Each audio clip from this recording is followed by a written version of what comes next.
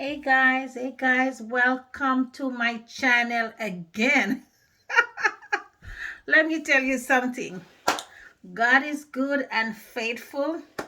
He always provides for his own, and he will fight for you, and he will send help from east, west, north, and south to assist you. Continue to ask him to shine his light on you in a positive way wherever you go so people can see who you are. You don't need any accolades from no haters. Okay? God loves you. Continue to hold on to his unchanging hands and he will see you through. Guys, I want to thank you for subscribing to my channel. Thank you for sharing my videos. Thank you for interacting with me wherever I am. I check my messages and it sent me notification. Thank you. And I'm here to speak on your behalf. I'm here to educate myself from the situations that you guys are going through. And I'm here to educate you as well and the clients. So criticize all you want. I take the criticism and I run with it. Yes, because I take it as a constructive criticism and I run with it and I try to do better.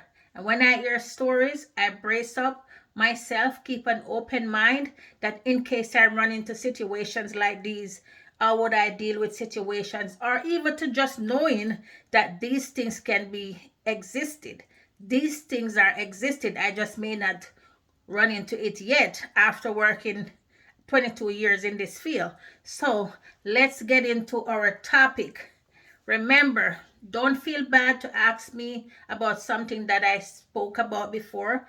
I will go back and I will talk to you about it and I will bring it up again on my channel and we can speak about it, okay? All right. Someone asked me if I wear uniform where I work when I work for agencies. No, I don't. I do not wear agency uniforms because, especially if the agency is dirty, but my client is nice. My clients are very good people. I sell myself. I sell myself to the public, to my clients, so they know who I am. You understand? And I'm always blessed to have clients who do not want me to wear a uniform.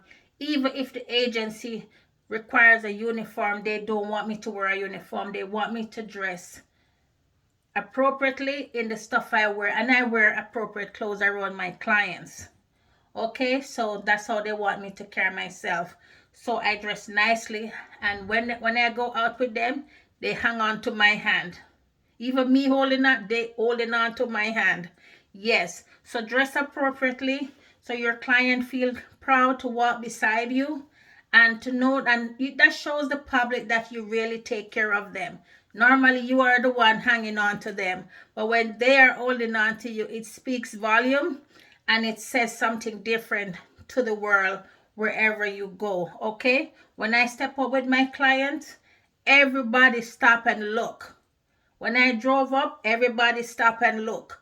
So guess what? And this is not a pretending or anything like that. This is who I am. I care for my client in the home, out of the home, behind closed doors.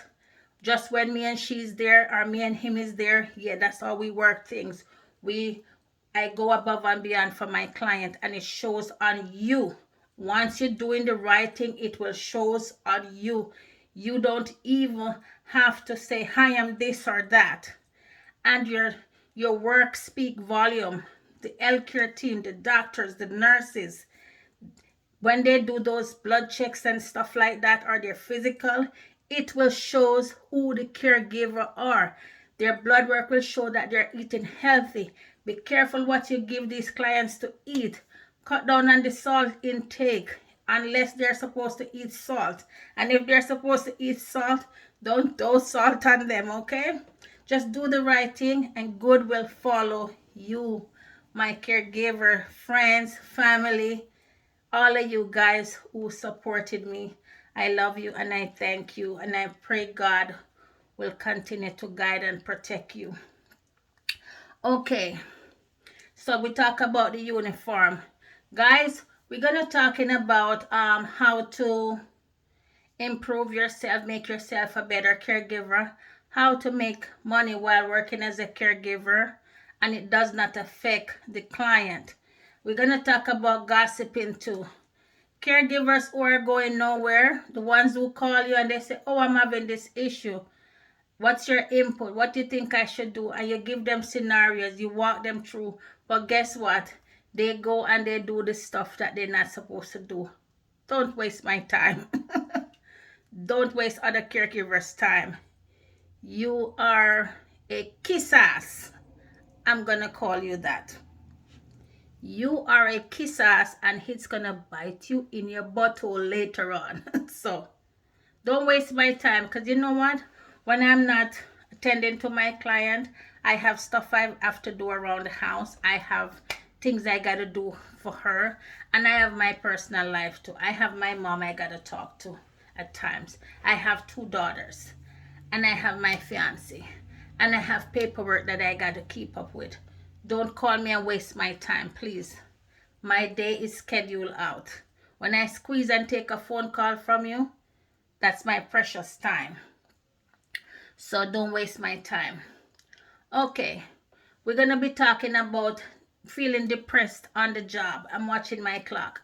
Feeling depressed on the job, because a lot of caregivers, sometimes you're feeling down and out, and especially if the client is upset with you about something, especially if the job, the agency that you're working for is giving you a problem and stuff like that.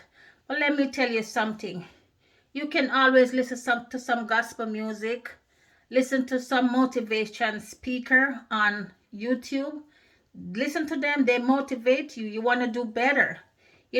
Find something to do in your spare time. The older we get, we gravitate to stuff. I never used to like sewing. And years ago, I was working for a client, and most of her nice clothes were ripped and stuff like that, and she had a machine, and I asked her to string the machine for me, and she showed it to me how to do it. It take me a little while. I break like 50 needles, honey. Just for me learn to sew. I've never gone to sewing class or nothing, but I wanted to sew up her clothes so bad. She have the most beautiful clothes ever, bright, vibrant colors. I love colors. It really makes my day. And I said, I can't let you wear these clothes like that. And she have a machine, and she showed me. Can you imagine? My 92-year-old client showing me how to string a machine. So I went and I bought some needles, and she have extra needles there. Girl, guys, I broke. I broke 15 needles before I made the first 5 stitches. So what am I saying? What am I saying? These things happen. And we laugh about it. We giggle about it for years. She said, oh, Naomi broke so many needles to sew the first 5 stitch. We crack up. It was a joke in the house. It was a joke for me, for the family and everything. And then when I get it, oh honey, I've been sewing. I sew up everything. I take in waste. I alter this, alter that.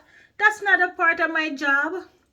But guess what? I am learning, and it makes my client happy. It's not in my job description, but it makes my client happy, and she looks better. Can you imagine I'm walking out with my client looking so nice? Look at me, looking so nice. And my client clothes rip here, a button is missing from here, right in the waist here, the stitch open up, or under the armpit and all that. No, not my client. No way. Your client represents who you are, and you represent your client. Can you imagine? You take your client out the door looking like that, they're gonna say, and all wrinkled. Caregivers, we can do better, and they will be happy. Listen to me.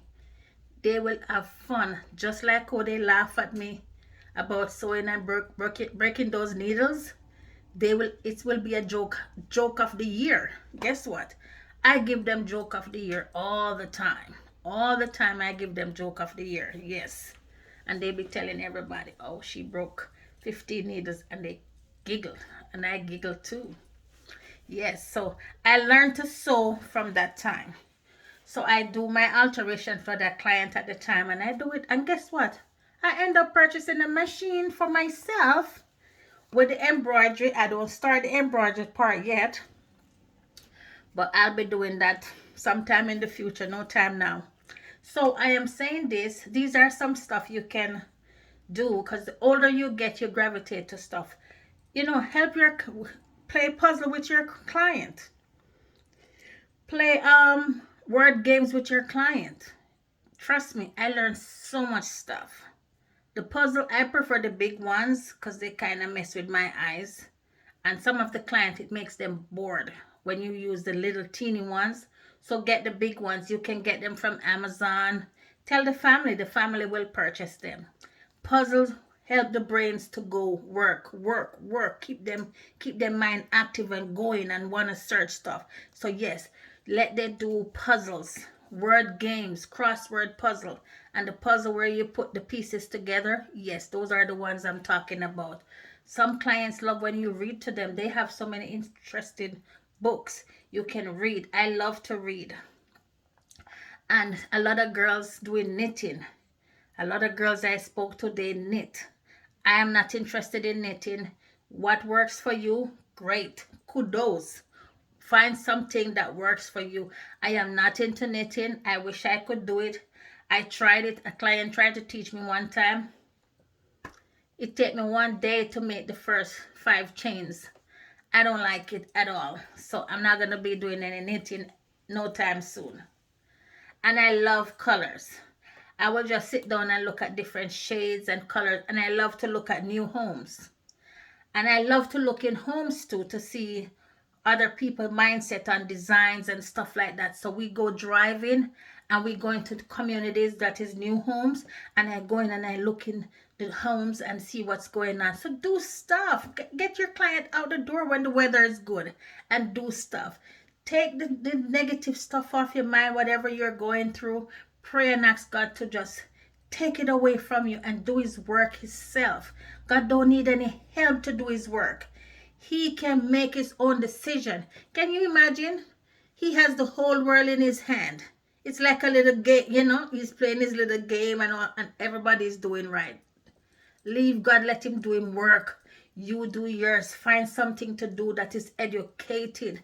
Something that your client can interact with. Cooking. Guess what? We have something to do from before Christmas. We want to make that chocolate bomber. I bought everything from my pocket to do it. We haven't done it yet because I put so many things on my client agenda. Yes, so we'll be making chocolate bomber. I don't know when we're gonna make it, but it's in the it's in the plan. But I keep her busy. I don't want to see her sleeping every day. Yes, she have her sleep time, but once she's up, I am in it. I'm in it and stuff. And she loves it. She loves the attention. She loves the interaction and the stories. Listen to me, guys. The stories are off the chain. The stories are off the chain. Let your client tell you about their lifestyle, the places they go, the things they've been through. Let me tell you something. Oh God, I love the stories. So I am gonna be back with you. I gotta go. I gotta run. We'll talk soon. Wash your hands, social distancing, wear your mask. Older girl like myself, I am 50. Get your annual checkup. Stay on top of your health, because if you don't stay healthy, you cannot be effective being a caregiver. Okay? I love you. God bless you. Keep safe till we talk soon. Mwah.